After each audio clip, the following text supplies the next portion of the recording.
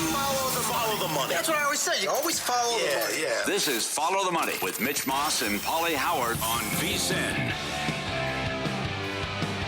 Here we go. It is Follow the Money on VSiN, the sports betting network. Mitch Moss along with Pauly Howard.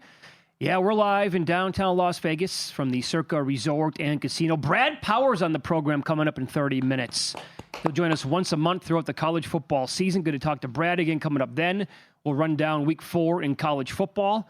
Sal Palantonio on the program Wednesdays with Vito's son in an hour. Matt Humans, he's on an hour early today because Mike Palm's out of town, not on the show. And Richie Baccelleri, his numbers have been dynamite in college football. He's at the back end of the program, 3-hour show lined up. We're super excited. Pauly, we have to start with this, I think, as we begin a little baseball today.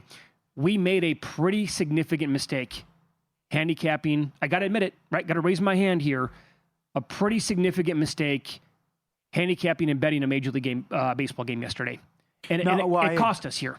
Yeah, I agree with you, but I also think you're playing the result. So I was going to say this, right? I think a lot of this is results-based, potentially. But let me go back because we were both on, and I think it was a popular bet. But the market, though, I mean, it was going back and forth all day long on that game. Eventually, when we were off the air, the Phillies got to like plus 112 here at Circa. Dodgers were minus 122. We made a bet on the Dodgers yesterday, minus 130. Got as high as $1.37, came all the way back down. But here's the mistake I think we made. And that is not being stronger or putting down a bet on the first 5 along with the full game. You're right. We can say that now because they were leading 4-0 after the first 5. And then all hell broke loose once Shohei Ohtani left the game. But here's why we made the mistake. Shohei has not pitched more than 5 innings the entire year. Right? Leading into the game, there was a very good chance that was all he was going to go. But did he have a no-no going through 5? Yeah. So they have a 4-0 lead. The first 5 would have cashed.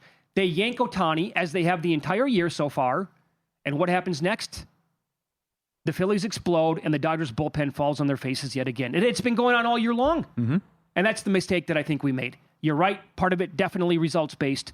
But also, I'm really kicking myself in the ass over that game last night. Well, I'm not saying go the whole way, but it's how long are they going to do this? Great question. Are we going to get to October and the guy's throwing a gem? Sorry, that's it. You know, that's all you can do. I mean, imagine the moment if he hits a home run and throws a no-no in the same game. What could have happened? But you're right. The bullpen's a disaster. You have to look at it from the first 5 standpoint. It's the same way with the Yankees. The Yankees bullpen in September has an ERA of 8.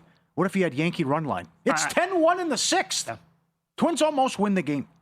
But I don't know how long they're going to continue to do this. The bullpen's a joke.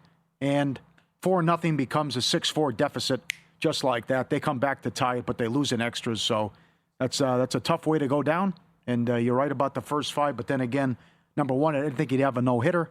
Number 2, I would think at some point you have to stretch him out and let him go here a little bit. So I think if this, under that scenario, as we get closer to the playoffs, and then once we are in the playoffs, if the same thing is unfolding and the Dodgers have let's say it's a 2-0 lead, and he has like a no-hitter or a one-hitter, a shutout going through 5 innings, and he's only like at, let's say, 60 pitches. If Roberts, someone on the bench coach, other managers like with the team, coaches on the team, need to say, sorry, pal, you can't go to the mound.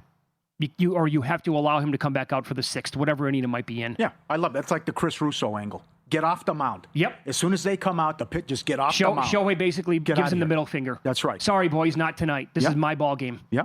And I want to see that from him eventually if that's going to be the case. Mm-hmm. Because their bullpen has been like this, the entire year? Yeah. Plus they had a zillion injuries throughout. Mm-hmm. So, and now the Phillies, I mean, with the Brewers win yesterday, but the Phillies are right on their heels to be the number 1 overall seed in the National League. They are hot. I guess Playing maybe great ball. 15-4 run. Absolutely. Sweeping the Mets. They can sweep the Dodgers in L.A. for the first time since 2011. Wow. But that's the one the Dodgers blew. And again, the Padres can't take advantage. It's sitting right there for them. And they can't take advantage, and King gives you nothing. Game was over in the first inning. Yep, he exploded as soon as the game started. Yep. But I also know you're fired up because of what happened last night. And your Mariners tickets and your dumper tickets. I mean, I played the position. And I know they call it the tools of ignorance. And I've told the story many times where it's in summer ball, it's hot. The last thing you want to do is go up at bat. You just want to get it over with and put the gear back on and get out of the sun because it's so damn hot. But what Raleigh's doing, and finally you saw him move in the marketplace after he hits 2 bombs. You pass Mickey Mantle for most home runs by a switch hitter. You already just beat Javi Lopez's record for most home runs by a catcher in a season. Oh, you set the franchise record. Griffey's off the list now, too. So he's going to hit 60 home runs, calling the game, working with the pitching staff, maybe winning the division, going to the playoffs, and we're going to give it to a guy who's DHs in an outfield. Yeah. No, we're not. No, we're not. We're not going to do that. I like what Brock Heward said, and I know some of you might get mad, but ignore the analytics. Just watch what your eyes tell you. Watch the game. Look at what he's doing. He is playing the most demanding, difficult position and producing at the plate, and I never have ever been an average guy. We're not about average. It's about home runs, we haven't driving been guys. In a long time. No. So I know there's a big difference here in average, but there's also a huge difference in the position you play. Raleigh is the MVP. Okay, so this is the tweet that you're talking about from Brock Heward. Again, keep in mind here that he is a Seattle guy. Yeah. And he tweeted out after the 2 home runs last night by Big Dumper, and he said, enough with any of the nonsense. OPS, WAR, WRC plus OPS. He said, use your eyes. What Raleigh is doing has never been done in the history of the game at catcher, and that doesn't even do justice because of the Platinum Gold Glove, too. He's the MVP, period. First player Major League Baseball history from OptaStats to have a multi-homer game against 10 different teams in the same season. Huh. So I got a lot on this. When you compare the overall numbers between the two guys, at Baseball Reference and StatHead, Judge is blowing him away in WAR, 8.4 to 6.5. But if you use FWAR, which is Fangraphs, it's actually 8.8 to 8.4. And Mark DeRosa had a great 5-minute breakdown on MLB Network last night when he pointed out, and they had graphics up for this, saying that the best F4 ever by a catcher is Posey at 9.8, Johnny Bench 9.2, Mike Piazza 8.4. Raleigh is at 8.4 right now. When you adjust the ballpark, Raleigh's numbers are very close to Judge because that is not a pitcher-friendly ballpark up in Seattle. There's also this. 21 of his home runs are from the right side. In 193 plate appearances, that's a pace of 71 home runs if he batted right-handed the entire time. So I'm not even going to have an opinion on this. Here's all I'm going to present to you, is that it's actually a question. How will voters look at this at the end of the year? If we could only be a fly on the wall or see some of their texts as they're going back and forth. Well, how do we look at this? Well, they won 10 in a row, too, at the right time. Sure, and that's what if they win their division and the Yankees finish as a wild card team? And then it comes down to, will voters actually embrace metrics, which have been so big in baseball now for many years, like WAR, like WRC+, or will they look at it and say exactly what Pauly just did? This is history, man. It's the best year ever by a catcher. He's a Gold Glove behind the plate. It's the best season ever, not even close.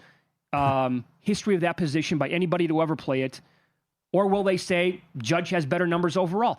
So, and then I'll follow it up by asking, I think it's a lot closer than what the odds are telling us.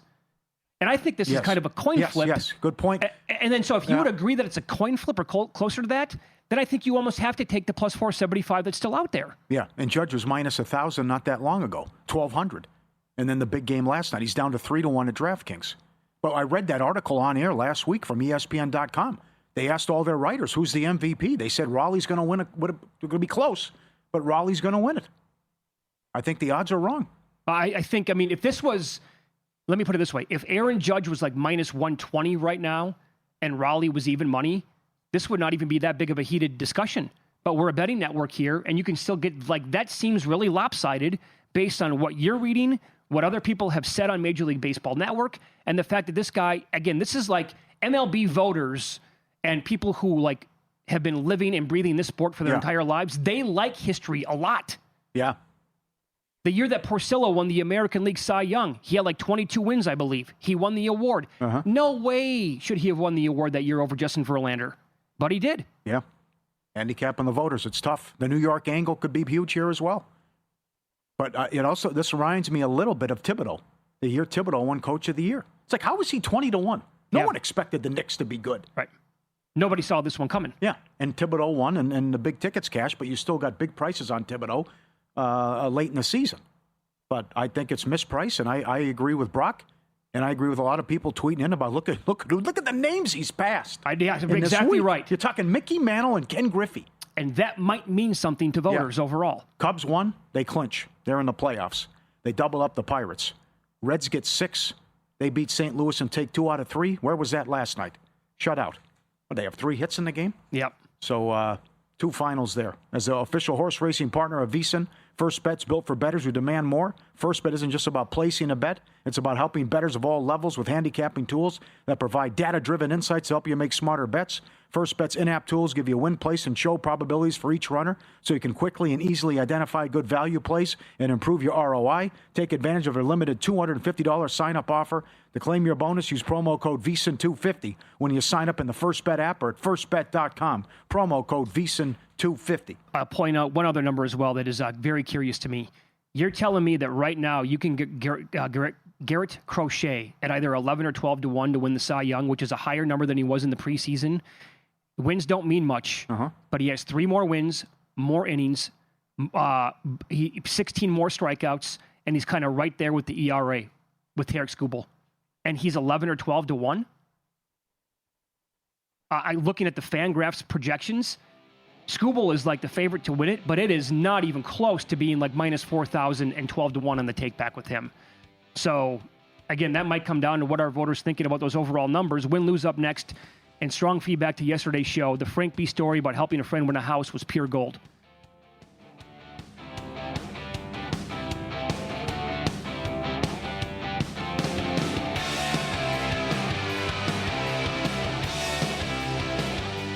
At RxBar, they believe in simple nutrition without the BS. That's why they said no to artificial ingredients and yes to deliver intentional, transparent nutrition. Try their original 12-gram protein bar, the nut butter and oat bar, or minis. RxBar, the proud sponsor of No BS. Use code RxBar on rxbar.com for 25% off. Subject to full terms and conditions and to change. Valid until September 30, 2025, and may not be combined with other offers. See rxbar.com for full details and limitations.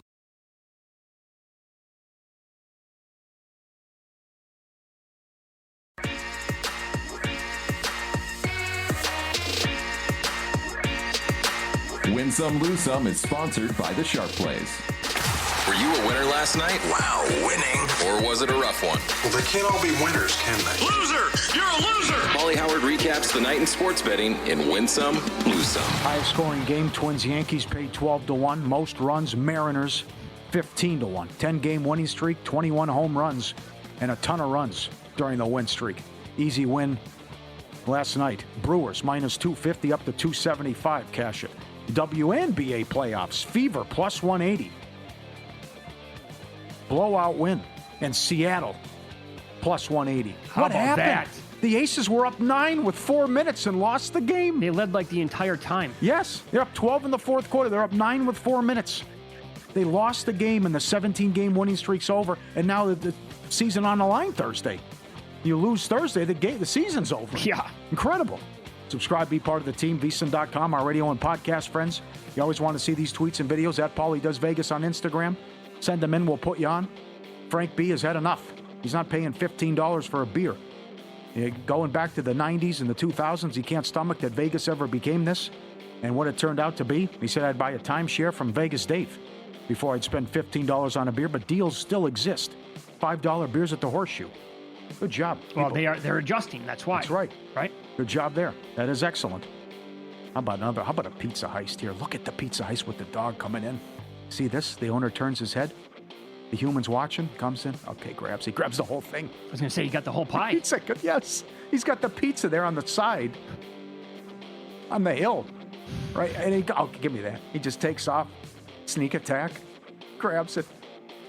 No sudden movements. Very calm.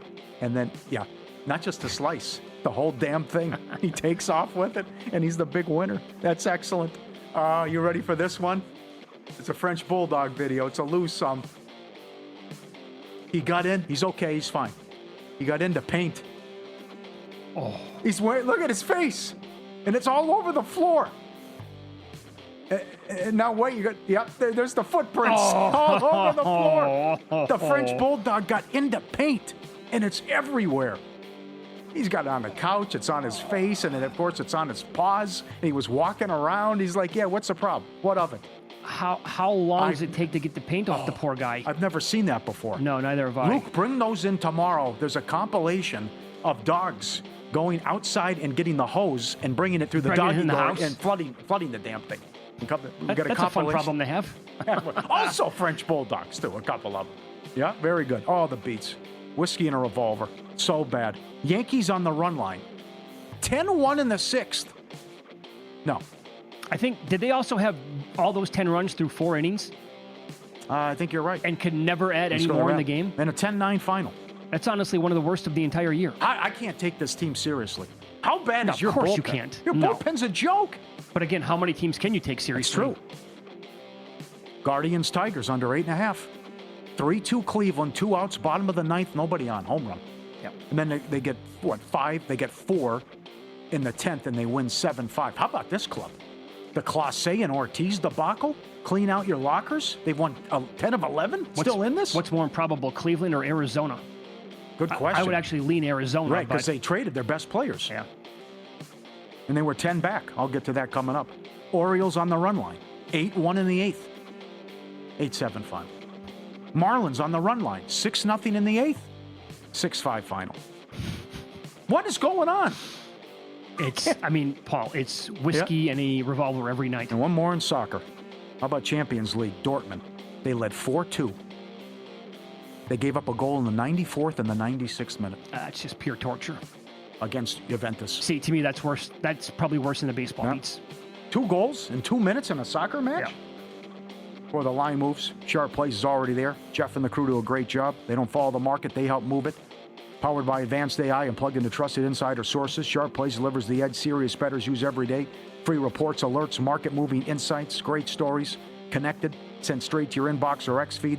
Doing it since 2011.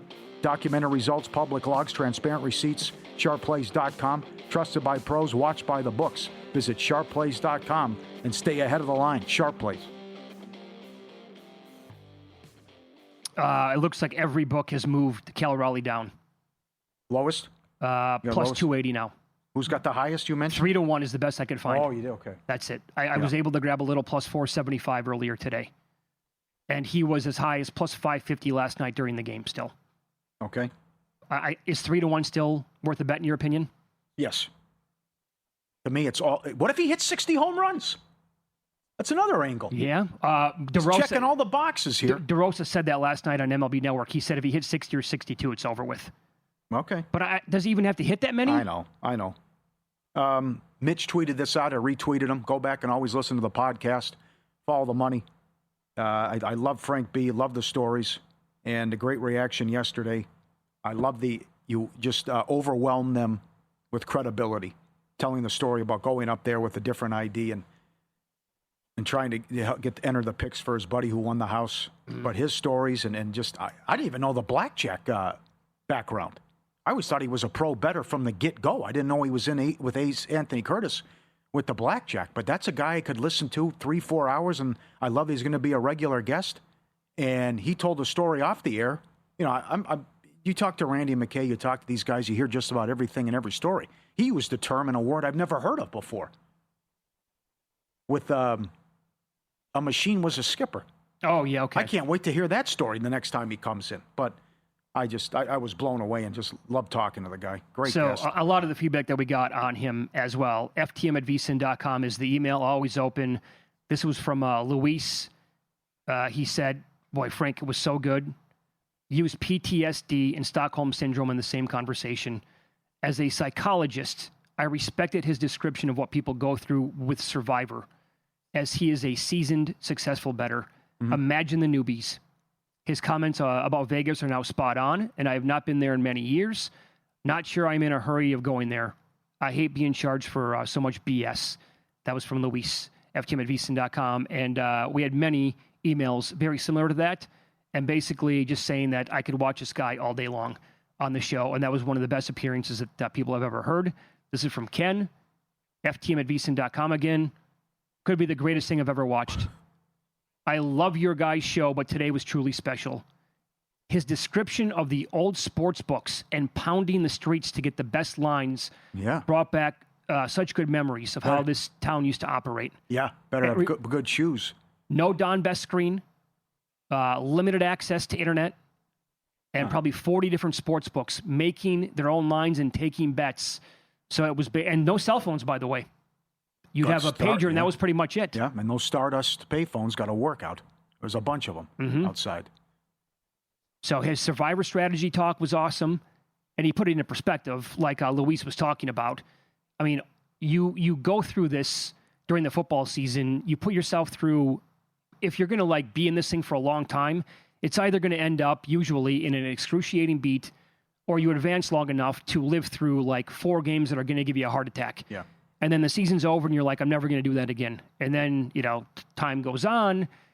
You have the itch for football and you're like, of course I'm going to do this. And then it gets right back and you're like, I'm on Dallas as he was with half of his survivor entries.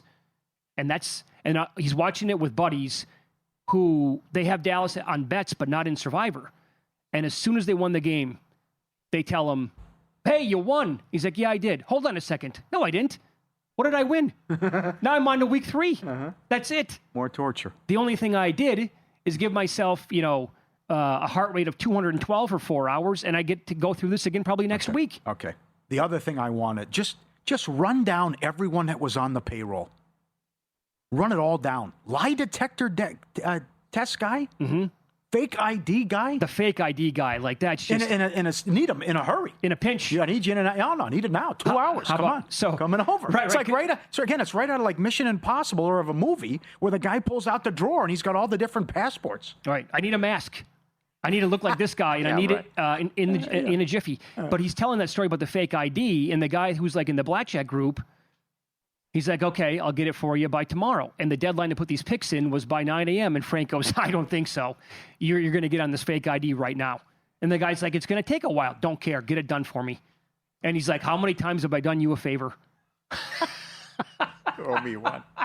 And the guy had everything to make it. And sure as you know what, within 90 minutes, buddy, late at night, here's your fake ID.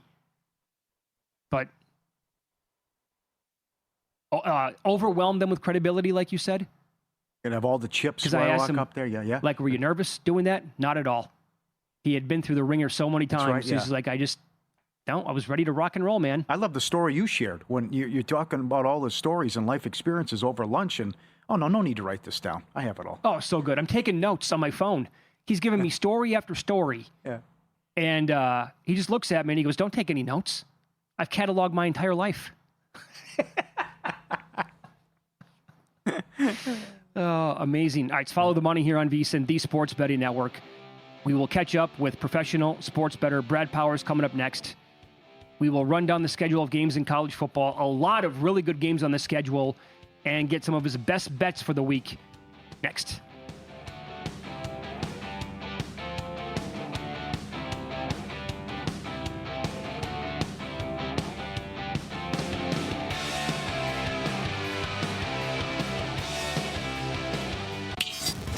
This is Follow the Money on VSiN. It's good to have you on board. Thanks for watching today on YouTube TV, listening on SiriusXM channel 158, TuneIn Radio, iHeartRadio, or any of our great affiliates across the country right now. We head out to the Progressive Guest Line. It's great to catch up with an old friend of the show, professional sports bettor Brad Powers on the program. He's now with Covers.com, and you can follow him on X at BradPowers7. Hey, pal, good to talk to you. How you been? Long time no talk, guys. Hopefully your season, all your viewers treating you so far so good. Back at you. Let's begin with a huge tilt that we have coming up early on Saturday in the Big 12 as Texas Tech takes on Utah. Some books opened up Utah as high as 4. It has settled back into 3. Both teams are off to amazing starts. Did you bet this game overall?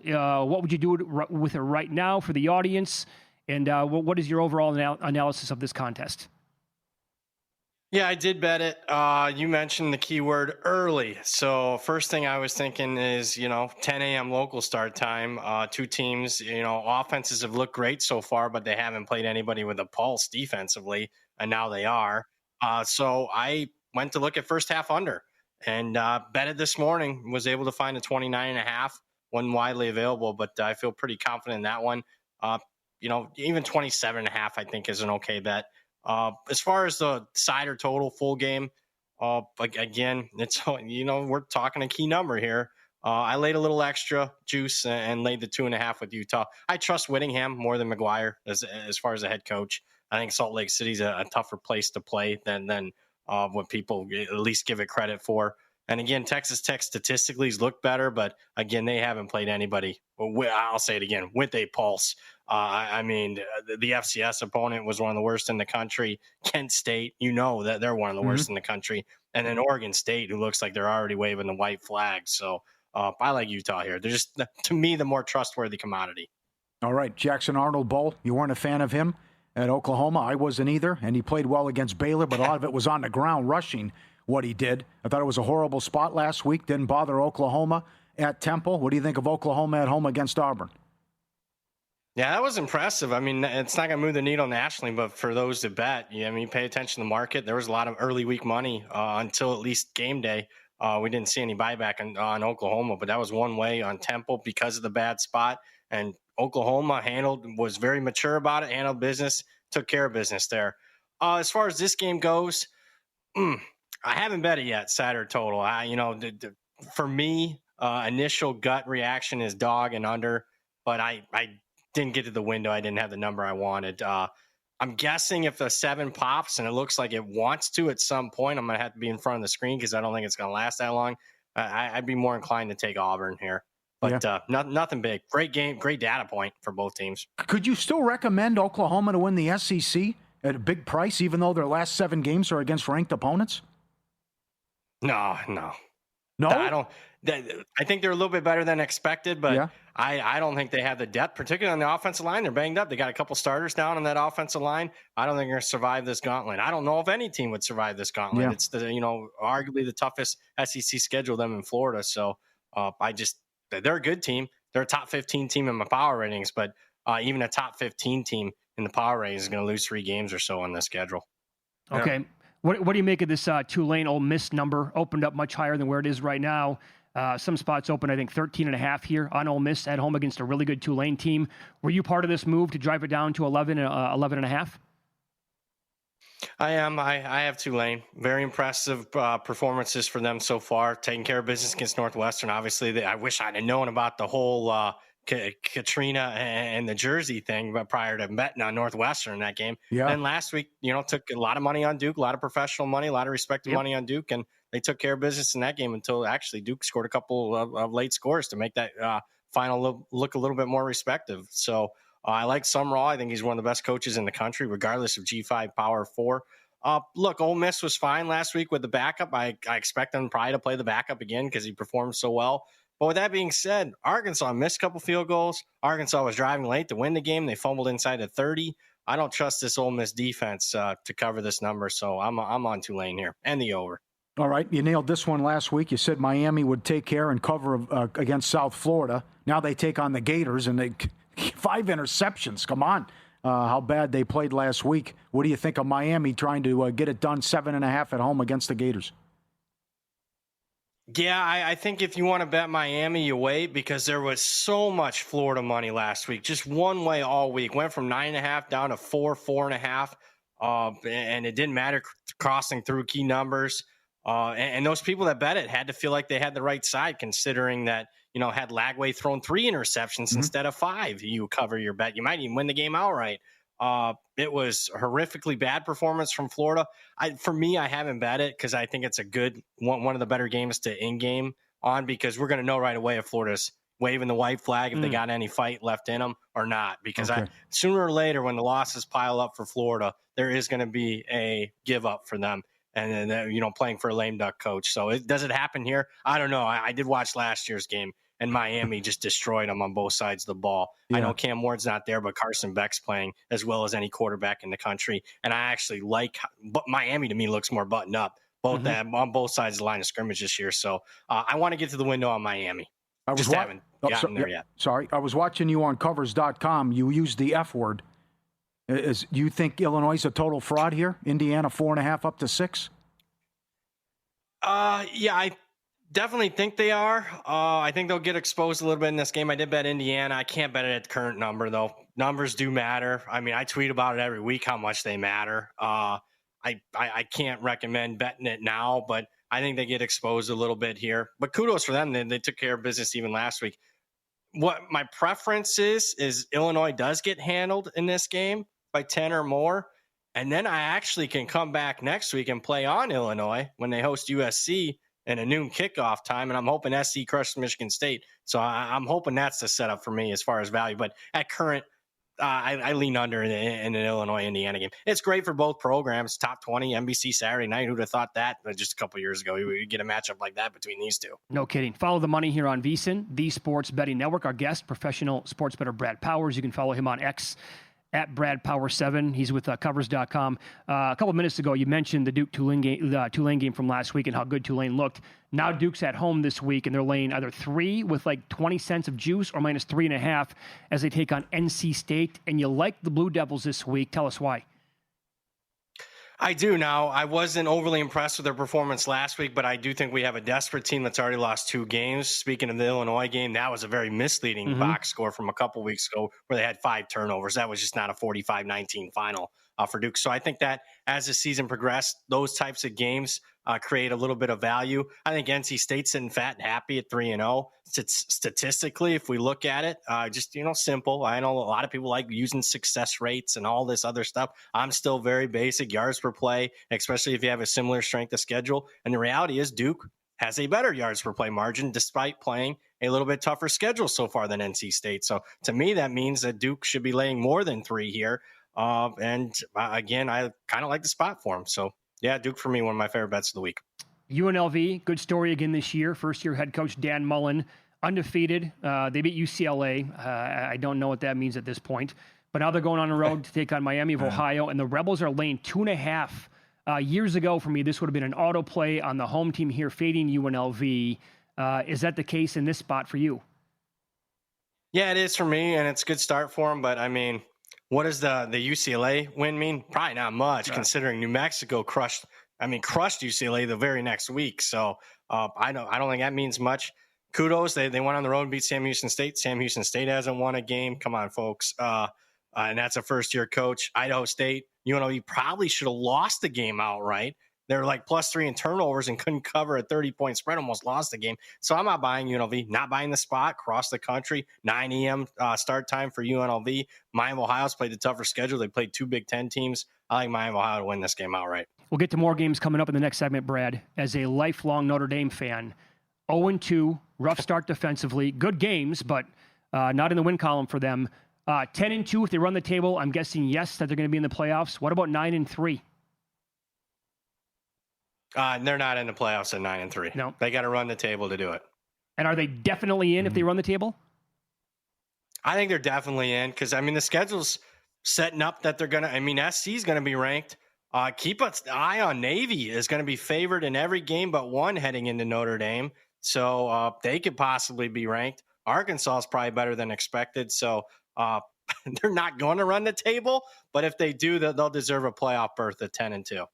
Very good. Our exclusive betting splits cut through the noise, pulling real-time data straight from Circa and DraftKings. Track the percentage of bets and handle on every game across every major sport. You can make sharper, more informed bets. Start your edge today, just $9.99, vsin.com/subscribe. We'll continue with Brad Powers, professional sports bettor, coming up next, talking college football.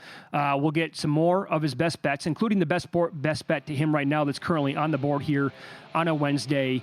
And I want to also ask him if there's a bet to make on which Group of 5 team will make the playoffs after South Florida. Great start to the season, but they got drilled by Miami last week. Who should we be looking at now? We'll ask him next here on VSiN.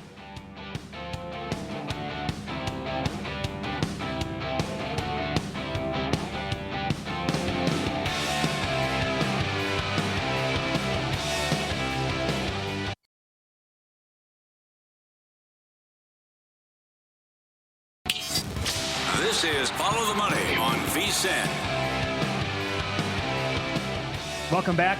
We're live in Vegas, Circa Resort and Casino, as we continue talking college football and some best bets for this week. As professional sports bettor Brad Powers joins the program. He's on the Progressive Guest Line. Follow him on X at BradPower7. Again, he's with Covers.com. And so before the break, I told you I wanted to ask you about with South Florida, great start to the season, 2 big wins against Boise and Florida, horrific spot for them. I mean, my God, the schedule here. And then they went and got pounded by Miami last week. So at this point, should all of us be looking at a certain team to make the playoffs from the group of 5? And I'm asking you that specifically because I had my eyes on Memphis before the season started, and they play Arkansas this week. And what if they win that game, Brad? Yeah, right now I'd have to go with Memphis just because the schedule sets up so nicely for them, especially the home schedule. And, the Liberty Bowl's been a pretty tough place to play and been good to them here in recent years. Starts with this week, an opportunity to have a nice win. They're only a 7-point underdog. A lot of people are going to like them this week because of the spot against Arkansas. Speaking of home games, they get South Florida at home. They get Tulane at home. They get Navy on Thanksgiving night, which could be a really big game on Thanksgiving night at home. So right now, my answer would be Memphis. Even though I think Tulane's probably slightly better than them, I just like that schedule. There's not enough separation between the two that, but I don't know if Tulane can overcome the schedule. Okay.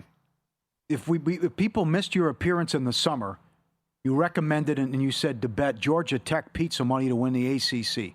Should you still hop on? 2-1 to make the playoff, 4-1 to win the conference. Yeah, good question. I'm thinking about that price.